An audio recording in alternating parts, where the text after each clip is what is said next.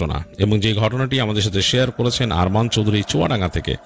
এবং আরমান তার নানা বাড়ির একটি ঘটনা আমাদের সাথে শেয়ার করেছেন এবং তিনি রিকোয়েস্ট করেছেন আমি যেন আমার মতো করে আপনাদের কাছে ঘটনাটা শেয়ার করি। তো এই ঘটনাটা ঘটেছিল আরমানের নানাবাড়ি এলাকায় এবং আজ থেকে অনেক বছর আগে। এবং সেখানে একজন মানুষ থাকতো যার নাম ছিল এমদাদ মিয়া। এবং এমদাদ মিয়া পেশায় একজন ছিল কাঠ মিস্ত্রি, তিনি কাঠের কাজ করতেন। কিন্তু তার একটা শখ ছিল, তিনি সুযোগ পেলেই তার একটা কোষা নৌকা ছিল। কোষা নৌকা আপনারা জানেন যে ছোট একটা নৌকা, সেই কোষা নৌকা নিয়ে তিনি বেরিয়ে পড়তেন নদীতে। এবং তিনি নদীর তাদের ওখানে নদীর অংশটা ছিল বেশ চিকন আর কি, মানে বেশ শীর্ণ একটা নদীর অংশ ছিল, মানে অনেকটাই শীর্ণ হয়ে গেছে ওই অংশ দিয়ে। এবং বাট সেই নদীর এক অংশ দিয়ে গেলে বেশ গাছপালা বন জঙ্গলের মতো আছে। তো সেই সব জায়গায় সে চলে যেতেন তিনি মাছ ধরতে। তার মাছ ধরা একটা শখ ছিল এবং তার মাছ ধরার শখটা মূলত রাত কেন্দ্রিক।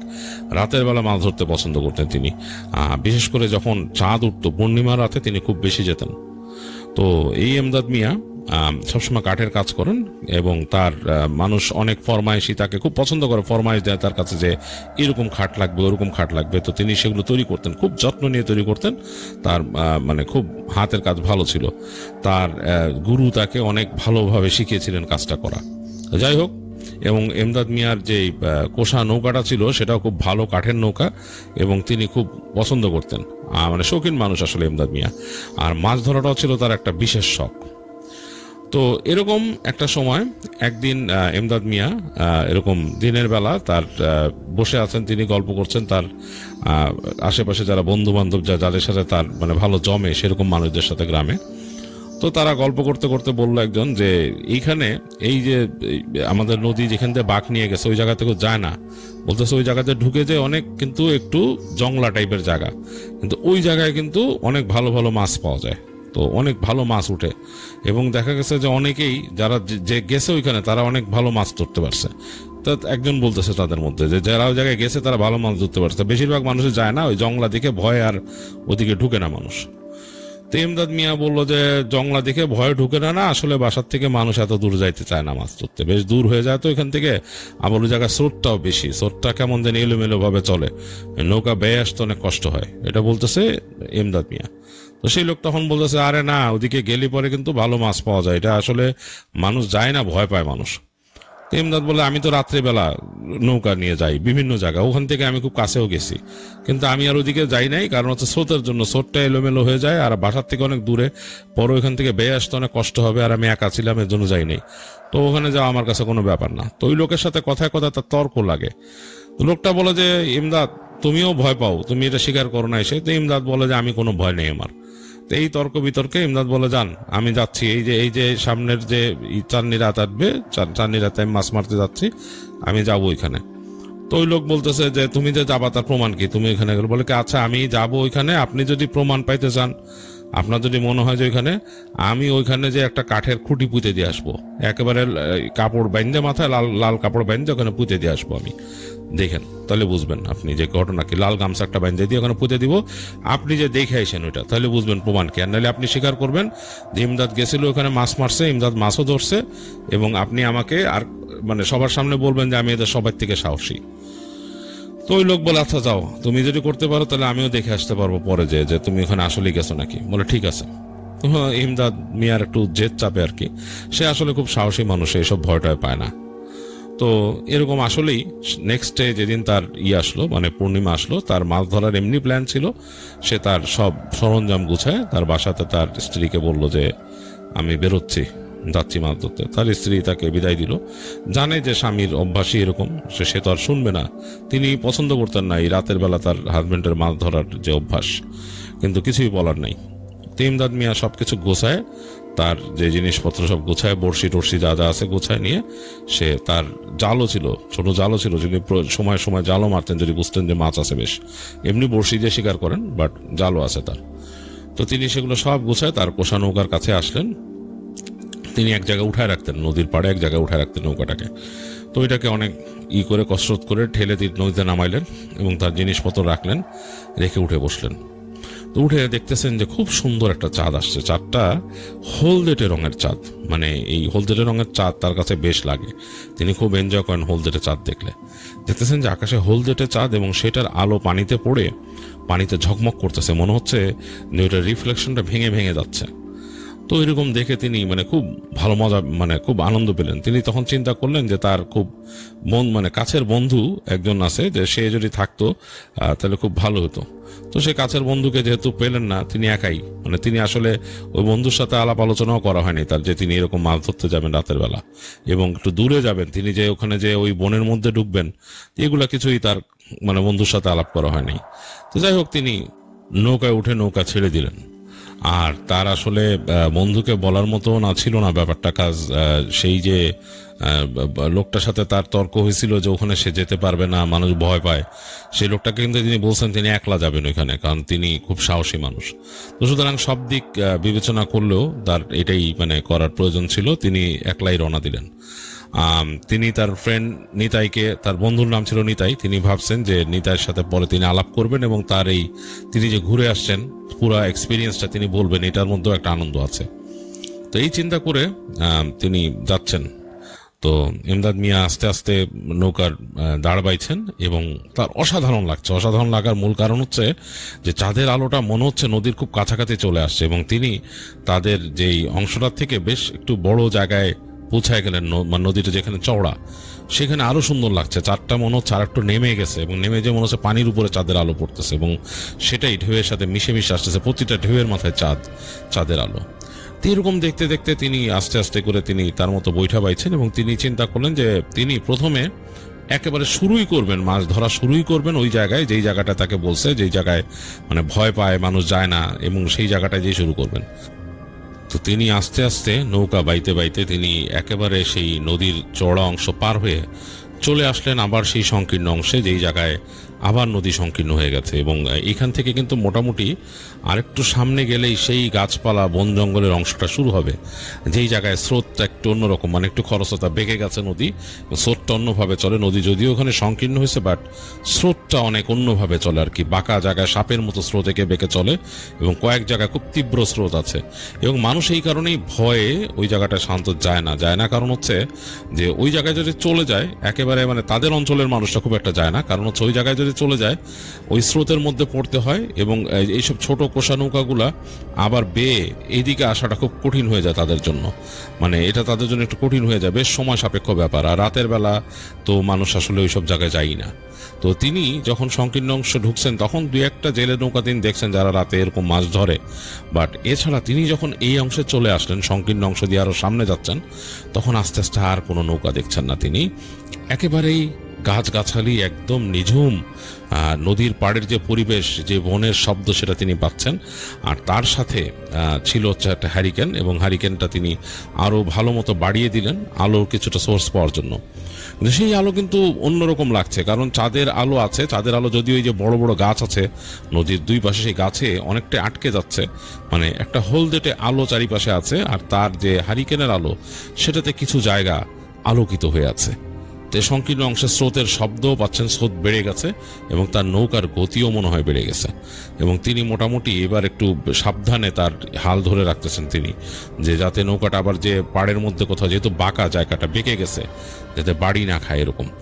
তো তিনি যাচ্ছেন এবং তিনি কিন্তু এনজয় করতেন, তিনি দক্ষ, কিন্তু তিনি একজন দক্ষ মাঝিও একসাথে, তিনি খুব দক্ষভাবে মানে নৌকা বাইতে পারেন, এটা তার নিজের সুনামও আছে, তার তিনি ভালোই জানেন। তো তিনি মোটামুটি বাঁকগুলো কাটায় কাটায় যাচ্ছেন, নদী যেখানে সংকীর্ণ কিন্তু স্রোত বেশি, স্রোতের শব্দ পাচ্ছেন, কুলকুল স্রোত, এবং গাছের উপর দিয়ে একেবারে চাঁদের আলো হালকা এসে পড়ছে, চাঁদটাকে দেখা যাচ্ছে, আকাশটা হঠাৎ আবার বাঁকে হারিয়ে যাচ্ছে। তো এরকম কয়েকটা বাঁক পার হওয়ার পর তার কাছে খুব মানে মজা লাগলো, তিনি মনে করলেন যে এটা অনেকটা কসরতের মতো একটা ব্যাপার। তিনি বললেন, আমি এখানে আগে আসি নাই কেন? আর এই স্রোতের মধ্যে মানুষ মাছ ধরে কিভাবে? নৌকা থামায় তো ধরতে পারার কথা না, কারণ নৌকা মুভ করবে সব সময়। এখানে নৌকা কোথাও আটকায় রাখা যেতে পারে নোঙর করে, কিন্তু সেই স্রোতের টানতে থাকবে নৌকারে। তো এরকম দেখতে দেখতে, এবং গাছগাছালি পুরো একটা জঙ্গলের মতো পুরো, এবং সেই সময় গাছগাছালি আর অনেক বেশি ছিল।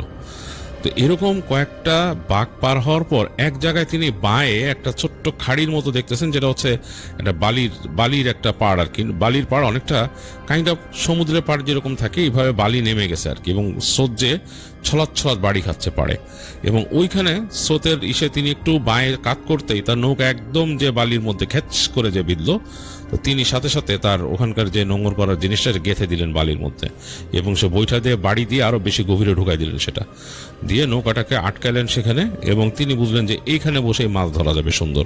দেখতে পাচ্ছেন যেখানটায় তিনি আছেন তার সামনে বিশাল গাছগাছালির জায়গা, মানে মনে হচ্ছে একটা জঙ্গল পুরা, এবং ঝিঝি পোকা ডাকতেছে, এবং তার উপর দিয়ে গাছে মানে সেই গাছপালার ফাঁক দিয়ে চাঁদটা দেখা যাচ্ছে, একদম হলদেটে চাঁদ, এবং সেটা আলো এসে পড়ছে চারিপাশে। তো ইমদাদ মিয়া এই প্রাকৃতিক দৃশ্য দেখে একদম মোহিত হয়ে গেলেন, তার কাছে মানে অসাধারণ লাগতেছে। তিনি চিন্তা করতেছেন দাঁড়ায় দাঁড়ায়, এরকম একটা সুন্দর জায়গায় এতদিন আসি নাই, খুবই অবাক কাণ্ড। তো তিনি আবার চিন্তা করতেছেন যেখানে তিনি যে বালির পাড়ে দাঁড়াইছেন সেখানে, চিন্তা করলেন যে এইখানে মানে মানুষজন এসে কোথায় যায়। তো তিনি ভালো মতন খেয়াল করে দেখলেন ওই জায়গাটা মনে হচ্ছে আনটাচড, দেখে মনে হচ্ছে না যে কোনো মানুষ এখানে হেঁটে চলাফেরা করে বা কিছু। এবং তার পেছনের জায়গাটা একেবারে খা খা করতেছে, ঝিঝি পোকার শব্দ আসতেছে, এবং সেইখানেও গাছের উপরে চাঁদের আলো পড়ছে, বেশ একটা অন্যরকম হলুদাভ আলো। তো তিনি তার হারিকেনটা নিয়ে আস্তে করে নামলেন নৌকা থেকে, হারিকেনটা নিলেন, হারিকেনটা নিয়ে নামছেন, এবং তার সাথে তিনি তার এখানে একটা লাঠি ছিল, সেই লাঠিটা মাথার মধ্যে একটা লোহার লাগানো আর কি, এরকম চোখা লাগানো, সেটা তারা ব্যবহার করেন সাধারণত কোথাও কিছু গাঁততে গেলে এরকম ব্যবহার করেন। তো সেটা নিয়ে তিনি নামলেন, নেমে হারিকেন আর ওই লাঠিটা নিয়ে তিনি চিন্তা করেন একটু হেঁটে দেখি, তারপর এখানে বসে কি অবস্থা, মানে অন্য কোনো মানুষ এখানে আসলে কোথায় আসে, কি অবস্থা, একটু ঘুরে দেখার ইচ্ছায় তিনি নামলেন আর কি। তো নেমে হেঁটে হেঁটে যাচ্ছেন, হেঁটে হেঁটে তিনি ঢুকে গেলেন ভিতরে। দেখলেন যে কিছু ঝোপঝাড় আছে, যে ঝোপগুলো হচ্ছে এক মানুষ সমান উঁচা, এর মাঝখান দিয়ে আবার হাঁটার মতো রাস্তাও আছে। তো তিনি হেঁটে হেঁটে হেঁটে হেঁটে গেলেন, বেশ খানিকটা হেঁটে যেয়ে দেখলেন সামনে এক জায়গায় বেরিয়েছেন তিনি, ঝোপঝাড় মানে নাই ওখানে, ওই জায়গাটা খোলা মাঠ, এবং সে খোলা মাঠে একদম চাঁদের আলো পুরো পড়ে, ওই জায়গাটা মানে একদম মানে ফিনিক ফোটা জোছনা, কিন্তু একদম হলদেটে জোছনা। তার ওই পারে আবার গাছপালা শুরু হয়েছে, মানে মাঝখানে একটা খোলা জায়গা, বেশ ফাঁকা। তো ওই জায়গাটাকে তিনি দেখলেন, দেখে তিনি আবার ফেরত আসলেন, ওখানে হেঁটে হেঁটে আবার নিজের জায়গায় চলে আসলেন, এবং এসে তিনি প্রথম মাছ ধরা শুরু করলেন। তিনি প্রথম সেখানে বড়শি ফেললেন, বড়শি ফেলে কিছুক্ষণ মানে যায় নাই, এর মধ্যেই তিনি দেখলেন যে তার ওখানে ফতনা উঠতেছে আর কি তার বড়শির সাথে। তিনি বুঝে গেলেন যে মাছ ধরছে, মাছ আটকাইছে সেটাতে। অনেক তিনি কসরত করলেন, করে টোরে তুললেন বেশ বড় একটা কাতল মাছ, এত বড় একটা কাতল মাছ, মানে বেশ বড়, মানে অবাক করা কাণ্ড। তিনি কখনো কল্পনাই করেন নাই যে তিনি নদীর মধ্যে থেকে এরকম একটা কাতল, এত বড় কাতল, মানে তিনি কিন্তু অনেকদিন মাছ ধরেন, এত বড় কাতল তার কাছে ধরা পড়বে তিনি এটা চিন্তাও করতে পারেন নাই, কারণ ওইটার ওজন মনে হয় 8-10 কেজির উপরে হবে। মানে তিনি এত বড় ধরেন নাই কাতল কখনো, মানে তিনি ওটাকে যে নিতেই পারতেছেন না, এত এত মানে এত শক্তি মাছটার, আর এতই অনেক কষ্ট করতে করতে করতে করতে এক সময় তিনি ওটাকে টেনে নিয়ে আসলেন, এনে তিনি পাশে এনে তিনি নেমে গেলেন হাঁটু পানিতে, স্রোতে বাড়ি খাচ্ছে তার পা, এবং তিনি মাছটাকে তুলে ফেললেন।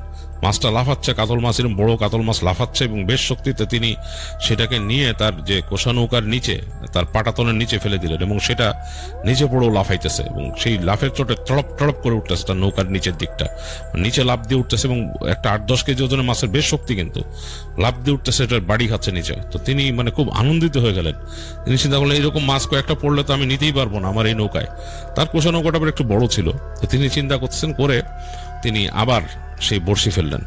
এইবারও তার মাছ ধরা পড়লো, এইবারও এরকম বেশ বড় সাইজের একটা মাছ ধরা পড়লো, কয়েক কেজি ওজনের হবে, সেটাও তিনি এরকম নিলেন, নিয়ে ওই তার ইসের মধ্যে ফেললেন। ফেলে তিনি খুবই খুশি, তিনি চিন্তা করলেন আরে এই জায়গায় মাছ ধরার কথা বলছে, তো অসাধারণ একটা ব্যাপার। তো এই সময় তার কাছে হঠাৎ করে মনে হলো যে পেছন থেকে তাকে কে যেন ডাক দিল, এবং সেই ডাকটা একেবারে তার বন্ধু নিতাইয়ের মতো, রে এমদাদ, এমদাদ এভাবে করে ডাকতেছে। তো তিনি খুব হয়ে গেলেন, জানি নিতাইয়ের কণ্ঠ, নিতাই এখানে কি করে? তো তিনি ফিরে বলে, এই নিতাই নাকি, এই তুই এখানে কোত্থেকে আসলি? এ বলতে বলতে তিনি সে তার ওই বড়শিটাকে রেখে, তখনও বড়শি ফেলেন না, এবার রাখলেন, এবং তখনও তার ভেতরে মাছগুলো কিন্তু লাভ দিতেছে, মাঝে মাঝে সে শব্দ হচ্ছে তার পাটাতনে ঠট ঠট করে। কাতল মাছের নড়াচড়া কমে আসছে, কিন্তু অন্য মাছটা লাভ দিতেছে। তিনি রেখে তিনি হেঁটে গেলেন সামনে, তো হারিকেনটা নিয়ে গেছেন হাতে, হারিকেন নিয়ে হেঁটে পিছনে দেখেন কেউ নাই। তো তিনি বলছে, কিরে, আমি একদম শুনছি নিতাইয়ের ডাক, মানে কি ব্যাপার, ঘটনা কি? আবার তিনি এরকম শুনলেন যে এরকম মানে এরকম তাকে ডাকতেছে দূর থেকে, মানে তিনি যেখানে দাঁড়াচ্ছেন তার দূর থেকে জোবের বাস থেকে, এম দাঁত। তো তিনি মানে একদম পুরাই হয়ে গেছেন। তিনি আবার হাঁটা ধরলেন ওইখানে। হাঁটতে তিনি বোধহয় নিতাই, তুই এখানে নাকি, তুই কিভাবে এলি, তুই কেন মাছ ধরতে আসছিস নাকি, এগুলো বলতে বলতে সামনে গেছে, যে দেখতেছে যে কেউ নাই, একদম খোলা জায়গায় তিনি বের হয়ে আসছেন, সেই যে ঝোপঝাড়ের পাশে। এই ডাক শুনতে শুনতে তিনি চলে আসেন ওই ঝোপঝাড় পার হয়ে যে ফাঁকা জায়গাটা ওইখানে। এখানে এসে তিনি অদ্ভুত একটা দৃশ্য দেখলেন একটা হরিণ দাঁড়ায় আছে, এবং হরিণটার মানে সারা শরীরে, গলায়, মানে ঘাড়ে, মানে এবং মানে সব জায়গায় একটা নেকলেস হারের মতো পরানো, স্বর্ণের, এরকম বড় বড় মানে মানে বড় স্বর্ণের হার যদি পরানো থাকে এরকম, পিঠের মধ্যেও একদম স্বর্ণ দিয়ে পেঁচানো একটা মানে ইসের মতো, মানে একটা জামার মতো এরকম পরানো হরিণটা। এবং তাকে দেখে তাকায় আছে হরিণটা, এবং চাঁদের আলোয় তার গায়ের যে অর্নামেন্ট ঝকঝক করতেছে। এবং হরিণটা তাকে দেখে আরেকটু কাছে আসলো তার থেকে। ইমদাদ মিয়া পুরাই অন্যরকম হয়ে গেল, সে মানে একদম মানে মানে মানে মানে তার মাথা আউলায় গেল যে এটা কেমন কথা, এরকম গয়নাঘাটি পরা একটা হরিণ তার সামনে, এটা কেমন কথা। হরিণটা আসার পর তিনি যখন নাকি হরিণটা একটু কাছে আসছে, তিনিও আসলে এটা লোভে পড়ে গেলেন, তিনিও আরো কাছে গেলেন হরিণটার। তো একদম দুইজনের মধ্যে কাছাকাছি একটা অবস্থা, তিনি হরিণটাকে জাপটে ধরবেন এরকম তার ইচ্ছা, যে এতগুলা গয়না তিনি পাবেন। ঠিক এই সময় হরিণটা লাফ দিয়ে একটা ছুট লাগালো, তিনিও মানে একদম অবাক হয়ে গেলেন, এবং তিনিও না হঠাৎ করে নেশাগ্রস্তের মতো হয়ে গেলেন। তিনি হরিণের পিছে পিছে ছুটতেছেন, তার কোনো খেয়াল নাই। তিনি ছুটতে একটা জায়গায় যে পৌঁছালেন, সেই জায়গাটা কিন্তু একটা ঝোপঝাড়ে জঙ্গলের মতো বেশ, এবং বড় গাছ আছে কয়েকটা। সেই গাছের কাছে তিনি দূর থেকে দেখতেছেন চাঁদের আলো সেখানেও পড়তেছে, কারণ মানে উপরে খোলা, উপরে এত বেশি ছাউনি নাই, গাছের ছাউনি এত বেশি না, চাঁদের আলো পড়তেছে। এবং তার হাতের হ্যারিকেন কিন্তু কখন বাড়ি বুড়ি খেয়ে নিভে গেছে তার এটা খেয়ালও নাই, তার হাতে হ্যারিকেন ধরে রাখছেন তিনি ঠিকই। তো তিনি ওই চাঁদের আলোতেই দেখতেছেন যে হরিণটা গাছের নিচে দাঁড়াইছে, চাঁদের আলো পড়তেছে। তো তিনি একদম হাঁটতে কাছে চলে আসলেন। তার হাতে কিন্তু সেই লাঠিও আনেন নাই তিনি। এবার একদম কাছে যখন চলে আসলেন, তো হরিণটা দেখলো যে হাসতে করে হেঁটে গাছের ওই পারে চলে গেল, মানে গাছটা বেশ মোটা, গাছের যে পেছনের দিকে চলে গেল। তো তিনিও আস্তে আস্তে হাঁটতে গাছের কাছে চলে আসলেন। তিনি চিন্তা করতেছেন পিছন থেকে লুকায় যে হরিণটাকে তিনি ধরতে পারেন কিনা। অদ্ভুত চিন্তা, কারণ হরিণকে এইভাবে ধরা সম্ভব না, কিন্তু কেন জানি তিনি তাকে লোভে পেয়ে বসছে। মানে সে এতগুলো স্বর্ণ অলংকার তার মাথায়, আসলে কেমন জানি তাকে, সাধারণত এতটা লোভী তিনি নন, ইমদাদ মিয়া এতটা লোভী না, বাট তার কাছে কেন জানি এটা অন্যরকম মানে মনে হলো। তিনি আস্তে আস্তে হেঁটে পেছন দিয়ে গেলেন, মনে করলেন হরিণের উপর জাপটে পড়বেন। তিনি যখন ঘুরে একটা প্যাচ, মানে একটা ব্যাসার্ধ ঘুরে আসছেন গাছের, তখন তিনি হঠাৎ দেখলেন যে হরিণটাকে তিনি দেখতেছেন, হরিণটা হঠাৎ করে সোজা হয়ে গেল, যেমন দুই পায়ের উপর দাঁড়ায় সেরকম দুই পায়ে দাঁড়ায় গেল, এবং সেইটা একটা মানুষের মতো আকৃতিতে পরিণত হলো, এবং বেশ লিকলিকে লম্বা, এবং তার লম্বা লম্বা দুইটা হাত, এবং তার শরীরে ঠিকই সেই গয়নাগুলো কিন্তু সে ঝকঝক করতেছে, কিন্তু একদম লিকলিকে হাতের একটা শুকনা একটা আকৃতিতে পরিণত হলো মানুষের মতো। এবং কেমন একটা শব্দ করলো তার দিক থেকে, ফস করে একটা শব্দ করলো, উদ্ভট শব্দ। তো তার শরীরে হঠাৎ রোম দাঁড়ায় গেল, তিনি হঠাৎ করে তার ঘোর ভেঙে গেছে, তিনি মনে করলেন যে এটা কি। তো তখন খুবই উদ্ভট ভাবে নিতাইয়ের কণ্ঠে সেটা ডেকে উঠলো, এমদাদ। তো তিনি তখন ভয়ে তার অন্তরাত্মা কেঁপে গেল। আর ঠিক তিনি যখন দৌড় দিবেন ভয়, সেই সময় সেই লিকলিকে যেই আকৃতিটা, সেটা তার একটা হাত বাড়ায় তাকে ধরে ফেললো, এবং হাতটা বেশ কিন্তু স্ট্রেচড অবস্থায় গেছে। তিনি বুঝতে পারছেন তার থেকে ডিস্টেন্সটা এতটুকু মনে হচ্ছে যে আরেকটু লম্বা হয়ে চলে আসছে। তার হাতটা খামচে ধরলো, সেখানে তার হাত খামচে ধরছে। ইমদাদ মিয়া ভয়ের চোটে একদম তার আত্মা উড়ে গেছে। তো তিনি হঠাৎ করে তার মনে পড়লো যে তার কোমরে একটা ছুরি তিনি বাঁধতেন সবসময় মাছ ধরতে গেলে, যে অনেক সময় দেখা যেত মাছ টাছ কাটার জন্য, অনেক সময় সুতা কাটার জন্য বিভিন্ন কারণে দরকার পড়তো। তিনি মুহূর্তে দেরি না করে তার যে কোমরে গামছার ওখান থেকে ছুরিটা বের করে তিনি সজোরে একটা কোপ মারলেন সে হাতের মধ্যে, এবং প্রচন্ড একটা আর্তনাদ শুনলেন, ভয়ঙ্কর আর্তনাদ, সেই মানে ভয়ঙ্কর আকাশ বাতাস কাঁপানো একটা আর্তনাদ। এবং হাতটা তার হাতে চলে আসলো, যে হাতটা তাকে ধরে রাখছিল। তিনি সেই হাত সহ ধরেই দৌড়াচ্ছেন, তার আসলে আর কিছুই নাই, মাথায় নাই। দৌড়াইতে তিনি কোথায় পৌঁছাবেন তার ঠিক নেই। একসময় নদীর পাড়ে পৌঁছালেন, সে পাড় ধরে তিনি দৌড়াচ্ছেন। দৌড়ে দৌড়িতে এক সময় তিনি তার নৌকার কাছে চলে আসলেন। তার নৌকার কাছে এসে তিনি নৌকার মধ্যে উঠে বসে কোনো মতে তার সেই টেনে টেনে তুলতেছেন এবং তিনি চিৎকার শুনতেছেন ভেতর থেকে, সেই মানে তার যে সেখানে যে জঙ্গল সেখানে ভেতর থেকে তিনি চিৎকার শুনতেছেন, প্রচন্ড জোরে শব্দ আসতেছে একটা ভয়ঙ্কর আর্তনাদের মতো, এবং মনে গা মানে রক্ত হিম করে আর্তনাদ, এবং কাছায় আসতেছে আস্তে আস্তে। আর তিনি চেষ্টা করতেছেন তার যে তিনি নৌকাটাকে পুঁতছেন সেটাকে ছুটানোর জন্য, অনেক জোরে টানাটানি করতে আসছে এবং আস্তে আস্তে কাছে আসতেছে সে আর্তনাদ। এক সময় তিনি ওই উঠাইতে বলেন, উঠায় দেখলেন যে নৌকা তো তিনি নামান নাই পুরাপুরি, নৌকা একটু উঠায় রাখছিলেন। আবার দৌড় দিয়ে তিনি নেমে তিনি ধাক্কা দিলেন নৌকাটাকে ধাক্কা দিয়ে তিনি পানিতে নেমে লাফ দিয়ে পড়লেন নৌকার উপরে। এর মধ্যে তিনি চিৎকার শুনতেছেন ওই পাশ থেকে। তো তিনি যখন নৌকা নিয়ে প্রাণপণ বাইতেছেন, তার আসলে কোনো সেন্স নাই, স্রোতের এগেনস্টে বেয়ে চলতেছেন, তিনি প্রচন্ড কষ্ট পাচ্ছেন এবং একটু দূরে চলে আসছেন তিনি, কারণ স্রোতটা এই মুখ আর ওই মুখ ঘুরে যায় এরকম, স্রোতটা ওইখানে মানে এই পাশ থেকে সেইভাবে ঘুরে যায় স্রোতটা এরকম। তিনি চেষ্টা করতেছেন ওই পাশের স্রোতের মধ্যে নিয়ে গেলে তার অনুকূলে স্রোত পড়বে। অনেক কষ্টে তিনি ওখানে আসলেন। তিনি যখন স্রোতের ওই পারে পড়ে গেছেন, মানে তার যাওয়ার রাস্তাটা একটু ইজি হয়েছে, যেতে পারবেন, এই সময় তিনি প্রচন্ড চিৎকার শুনলেন পানির পেছনে, এবং বিভৎস সেই চিৎকার, মানে আকাশ বাতাস কাঁপায়, পুরো গাছগাছালি বনভূমি কাঁপায় একটা চিৎকার। তো তিনি নৌকা বাইতে বাইতে সামনে চলে আসছেন। তখন তিনি হঠাৎ খেয়াল করলেন তার নৌকার পাটাতনে একটা হাত পড়ে আছে, যেটাকে তিনি কেটে নিয়ে আসছেন, এবং সেটা কিন্তু মানে ওখানে তিনি তার নৌকাতে ছুঁড়ে মারছিলেন তখন এসে। তো তিনি খেয়াল করলেন সেই হাতটার দিকে, চাঁদের আলো তখনও পড়তেছে, হাতের মধ্যে ঝকঝক করতেছে কিছু জিনিস। তিনি যে হাতটার থেকে দেখলেন যে আংটি, সেই হাতের 4 আঙ্গুলে 4টা আংটি। তিনি আংটিগুলো খুললেন, দেখলেন যে বেশ ভারী এবং স্বর্ণের। তিনি হাতটার দিকে খেয়াল করলেন, হাতটা একটা কাটা হাত, এবং সে ভয়ঙ্কর চোখা চোখা নখ সেই হাতে, এত বড় একটা মানে হাত, শূন্য একটা হাত, সেটার মধ্যে চোক্কা চোক্কা নখ, এবং হাতের মধ্যে রোম, অনেকগুলো বড় বড় রোম। তিনি ভয়ের চোটে সে নদীতে ছুঁড়ে ফেলে দিলেন। তিনি সেটা রাখলেন না নিজের সাথে, অমঙ্গলের কথা ভেবে। তো যাই হোক, অনেক কষ্টে, প্রচন্ড ভয়ে তিনি মনে মনে যতটুকু, তিনি আসলে খুব প্র্যাকটিসিং কোনো মানুষ ছিলেন না, তবে যতটুকু পারতেন দোয়া দুরূদ পড়তে পড়তে তিনি আসা শুরু করলেন, এবং এক সময় তিনি পৌঁছালেন নিজেদের ঘাটে। সেখানে এসে তিনি তার নৌকাটাকে পাড়ে উঠালেন। উঠায় তিনি তার সেই নৌকার পাটাতন থেকে মাছগুলোও পেলেন, মাছগুলো ঠিক আছে, সেগুলোকে নিয়ে তিনি বাসায় চলে আসলেন।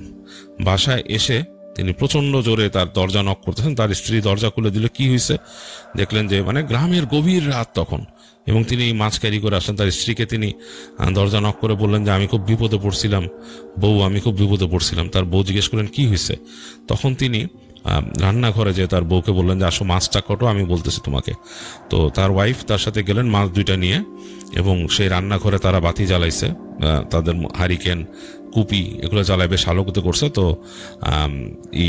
ইমদাদ মিয়া ওখান থেকে সরতেছে না ভয়ে, তার কাছে কেন জানি ভয় লাগতেছে। তিনি তার স্ত্রীকে বললেন যে একটা ভয়ের কাহিনী ঘটছে। কি ঘটছে? তিনি আস্তে করে তার যে কোচরের মধ্যে রাখছিলেন সে আংটিগুলো, 4টা আংটি খুলে দেখালেন, এরকম ভারী ভারী স্বর্ণার ঝকঝক করতেছে। তো তার স্ত্রী তো প্রচন্ড মানে হয়ে গেলেন, যেটা কোত্থেকে পাইছো কি? তো তিনি তখন স্ত্রীকে ঘটনাটা বলেন। তো তার স্ত্রী বলে তুমি হাতটা ফেলে দিলে কেন? বলে আমি ভয় পাইছিলাম, ওটা রাখলে মনে হচ্ছে অমঙ্গল। তো তার স্ত্রী তাকে বলে যে এটা এখন তুমি রেখে দাও, আর কিছু বলো না, কিছু করো না। তো যাই হোক, তিনি তাকে বলেন পরিষ্কার হতে, তিনি সাহস পাইতেছিলেন না। তার স্ত্রী তার সাথে সাথে যান এবং তিনি গোসল করেন, এবং তারা সেই মাছ কাটেন। মাছের কিন্তু কোনো সমস্যা হয়নি। সাধারণত আমরা যেরকম শুনি ঘটনায় মাছ পচে গেছে বা সামথিং লাইক এরকম কিছু না, মাছগুলো সাধারণই ছিল, এবং তারা ওটা রান্না করে খাওয়া দাওয়া করেন রান্না করে, এবং বাকি তরকারি তারা রেখে দেন।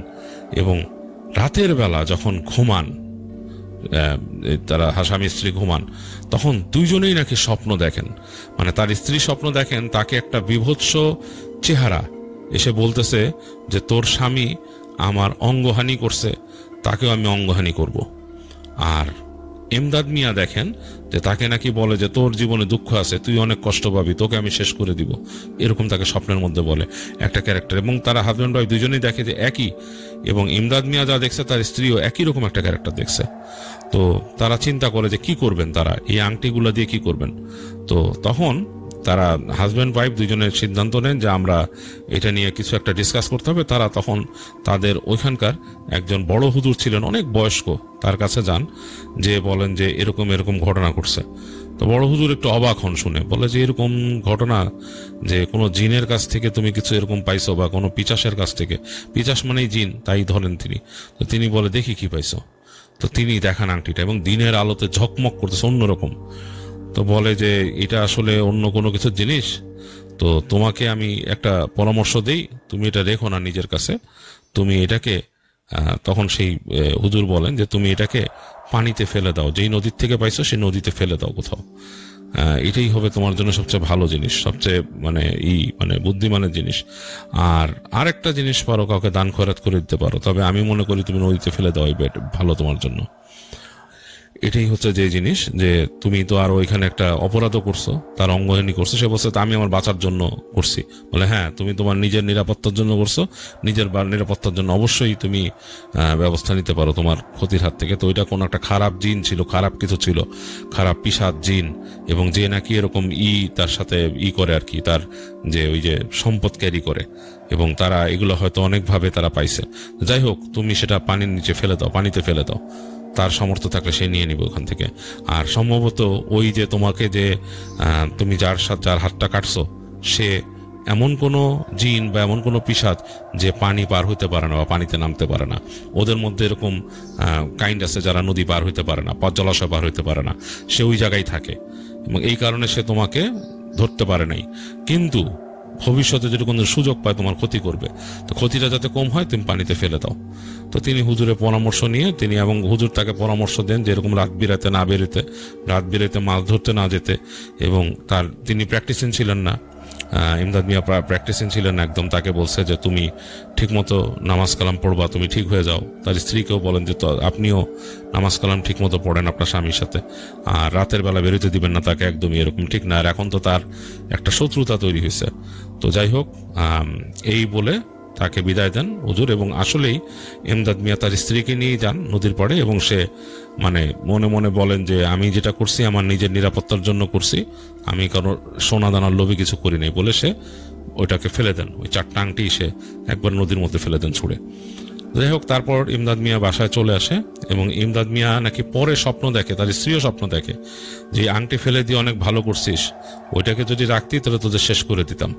তো এরপরে আর তার সমস্যা ওরকম হয় নাই। ইমদাদ মিয়াও আর রাত্রেবেলা এরকম বেরোতো না, আর সে এরকম রাত্রে মাছ ধরার একদম ছেড়ে দেয়। এবং সেই যে লোকটা তাকে বলছিল রাত্রে ভয়ের জায়গা, সে তখন পরবর্তীতে ওই লোকটাকে বলে যে আসলেই ভাই ওইটা ভয়ের জায়গা, আমি আসলেই গেছিলাম, আপনার মতো কোনো গামছা রেখে আসতে পারিনি, তবে ওই জায়গাটা অনেক খারাপ, ওই জায়গায় যাওয়া উচিত না, আমি কাউরে বলবো সাহস দেখা যাওয়া উচিত না। তো যাই হোক, এই ছিল ইমদাদ মিয়ার একটা কাহিনী, যেটা আরমান চৌধুরী শেয়ার করেছে আমাদের কাছে। আর আমার কাছে কিন্তু বেশ লেগেছে ঘটনাটা। আপনাদের কাছে কেমন লেগেছে অবশ্যই আমাদেরকে জানাবেন, আর আরো অনুষ্ঠান সম্পর্কিত মতামত আপনাদেরকে জানাতে পারেন। আর এছাড়াও আমরা অদ্ভুত রীতে সবসময় আপনাদের কাছে কাহিনী চাচ্ছি, আপনাদেরকে বলছি যে আপনারা কাহিনী লিখে পাঠাতে ভুলবেন না। আপনারা লিখে পাঠান বা আপনারা রেকর্ড করে পাঠান আপনাদের ভয়েস রেকর্ড। আমরা আপাতত প্রচার করছি না, আপাতত যেটা করছি যে সব ঘটনা কিন্তু আমি শেয়ার করছি, যেগুলো ভয়েস রেকর্ড আসছে সেগুলো শুনেও আমি আমার নিজের মতো করেই সেটা শেয়ার করছি। এর কারণ হচ্ছে আপনাদের রিকোয়েস্টে, আপনারা অসংখ্য রিকোয়েস্ট আপনাদের পক্ষ থেকে, আসলে লেখা জোকা নেই, এত বেশি রিকোয়েস্ট আপনাদের পক্ষ থেকে যে বাবু ভাই সব ঘটনা আপনার মুখে শুনতে চাই। তো আপনাদের এই রিকোয়েস্ট দেখে আমি কিন্তু এক্সপেরিমেন্টালি 1-2টা এপিসোড করেছিলাম, এবং দেখলাম যে আপনাদের ফিডব্যাক খুব ভালো, আপনারা অত্যন্ত খুশি হয়েছেন, এবং আপনারা আমাকে বিভিন্নভাবে ধন্যবাদ জানিয়েছেন, অনেকেই লিখেছেন, অ্যাপ্রিসিয়েট করেছেন। তো তারপর থেকে কিন্তু অদ্ভুতরে এভাবেই চলছে, আমি ঘটনা শেয়ার করে চলছি, আপনাদের লেখা ঘটনা বা আপনাদের যেই রেকর্ডিং, সেই রেকর্ডিংগুলো শুনেও কিন্তু আমি ঘটনা শেয়ার করে ফেলছি আপনাদের ঘটনা। তো আপাতত এরকমই চালিয়ে যাবার ইচ্ছা। তো আপনারা যারা ঘটনা পাঠাচ্ছেন লিখে পাঠাতে থাকেন, এবং আপনারা যারা রেকর্ড করে পাঠাচ্ছেন তারাও পাঠিয়ে দিন, এবং আমি আপনাদের ঘটনাগুলো শেয়ার করে ফেলবো। শুনে আমি যতক্ষণ পর্যন্ত সুস্থ আছি আমি চেষ্টা করব আপনাদের প্রত্যেকটা ঘটনায় শেয়ার করতে। তবে আপনারা ঘটনা পাঠানোর সময় একটা জিনিস খেয়াল রাখবেন যে আপনাদের ঘটনায় যেন কোনো জাতি, ধর্ম, বর্ণ নিয়ে কোনো বিদ্বেষমূলক ব্যাপার না থাকে, বা তাদেরকে আঘাত করে কোনো কথা বলা না থাকে। এই জিনিসটা মেনটেন করে চলবেন। অদ্ভুত আফটার অল একটা ভৌতিক ঘটনার শেয়ারের প্ল্যাটফর্ম, যেখানে আমরা নিতান্তই ভূতের গল্প বা ভূতের ঘটনা আমরা এখানে শেয়ার করি এবং আনন্দ পাই। মানে যেই ঘটনাগুলো আপনারা চিন্তা করে দেখেন যে আমরা ছোটবেলায় যেমন অনেকে দেখা যেত যে ইলেকট্রিসিটি চলে গেলে ছাদে বসে পাটি মাদুর বিছিয়ে সেখানে ঘটনা বলা হতো, ভূতের ঘটনা শোনা হতো, ভূতের গল্প শোনা হতো, এক একজন এক একটা এক্সপিরিয়েন্সের কথা বলতেন, সেগুলো আমরা শুনতাম। আমি যখন খুব ছোট, আমি এরকম অনেক সময় কাটিয়েছি আমার মামাদের সাথে। দেখেছি যে তখন ঢাকা শহরে রাতের বেলা এরকম ইলেকট্রিসিটি যেত এবং আমাদের বাসার সামনে বড় বড় গাছ ছিল, সেই চাঁদের আলো এসে পড়ছে গাছের ছায়া এবং সেখানে বসে ভূতের ঘটনা বলা হচ্ছে এবং সেগুলো শুনছি।